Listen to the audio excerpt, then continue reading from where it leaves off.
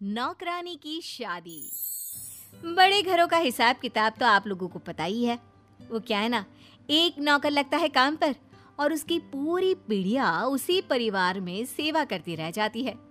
इसी तरह रमन और लीला के बंगले में काम करती थी मीना। मीना की बेटी थी रानी।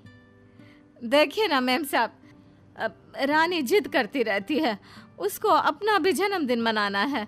बोल रही है रिंकी मैम साहब जैसे ही जन्मदिन मनाएगी वो। लीला को भी बच्ची पर प्यार आ जाता है। वो उसे हमेशा अपनी बेटी के कपड़े और खिलौने दिया करती थी। ठीक है ना, कोई बात नहीं। मीना, तू खाना बना लेना और रानी के दोस्तों को बुला लेना। मैं केक ऑर्डर कर दूंगी।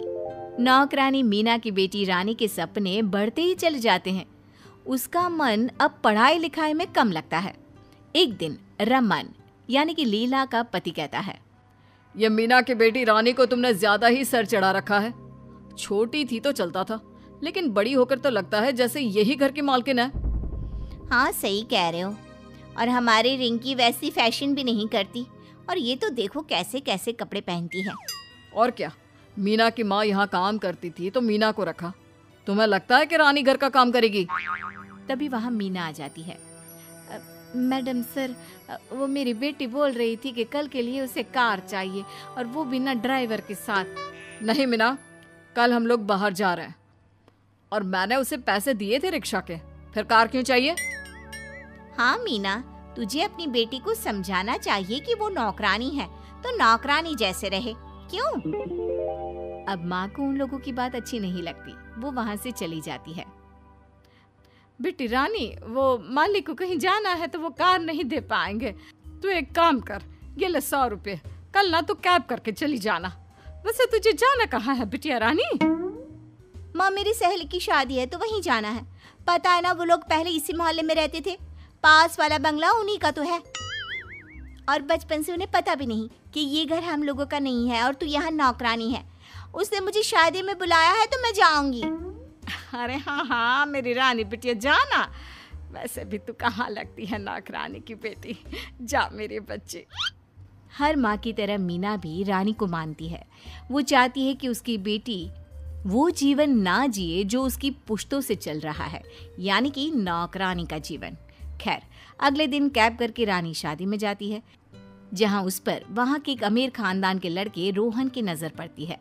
वाह, कितनी प्यारी लड़की है। काश मेरी शादी इससे हो जाती। रोहन रानी के पास जाता है और उससे बात करता है। हेलो, मेरा नाम रोहन है। वो हीरा ज्वेलर का नाम सुना है ना? वही जो शहर के बड़े हीरा के व्यापारी हैं, वो मेरे पापा हैं। ओके, तो बताइए मैं आपके लिए क्या कर सकती हूँ? तुम मुझे बहुत अच्छी लगी हो। अगर तुम्हारी शादी तय ना हुई हो या तुम किसी और को पसंद ना करती हो तो मैं तुमसे शादी करना चाहता हूँ।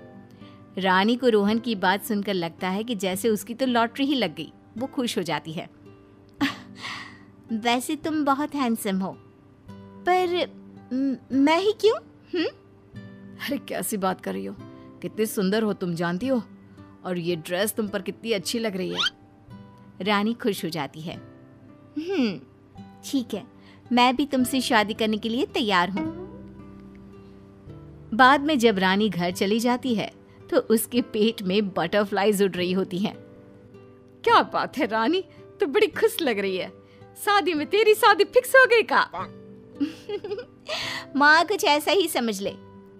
माँ, ऐसे लड़के का शादी के लिए ऑफर आया है जिससे शादी करके हमारी आने वाली और जो चली गई वो सारी की सारी पुश्ते सोने चांदी नहीं बल्कि हीरे में खेलेंगी। माँ, मैं सच में बहुत किस्मत वाली हूँ अगर मेरी शादी रोहन से हो जाती है तो। रोहन? कौन है ये बेटा? पहले तो नाम नहीं सुना किसी रोहन का तेरे मुंह से।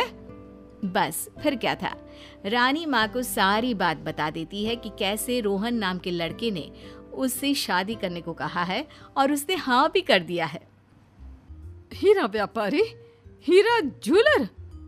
हे भगवान, उनकी तो दुकान में भी इतनी चमक है जितनी कि पूरे शहर में नहीं है। बेटे, मुझे नहीं लगता कि तेरी हकीकत जानने के बाद वो लोग तुझसे शादी करने को हाँ करेंगे। और बेटी, वैसे भी तू तो एक नौकरानी की बेटी है, ये कैसे भूल गई?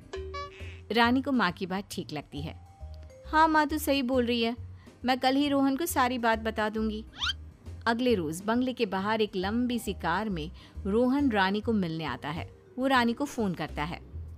रानी, मैं तेरे बंगले के बाहर खड़ा हूँ, जल्दी से बाहर आ जाओ।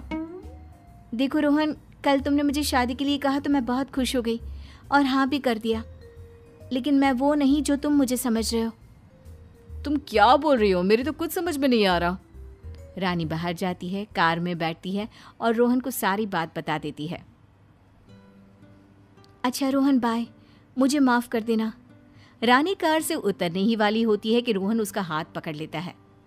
सुनो, मैं कल मम्मी पापा को लेकर आऊंगा, तुम तैयार रहना। रोहन चला जाता है और रानी घबराई सी घर के अंदर आती है और सारी बात माँ को बताती है। अरे बेटा ठीक है ना, मैं मैडम जी से बात करती हूँ कि कम से कम कल उन लोगों के उठने बैठने का प्रबंध अपना ड्राइंग रूम में ही करा दे। ठीक है माँ, तुम जैसे सही समझो। अगले रोज लीला को रानी की माँ सारी बात बता देती है, जिसे सुनते ही, क्या बात कर रही है?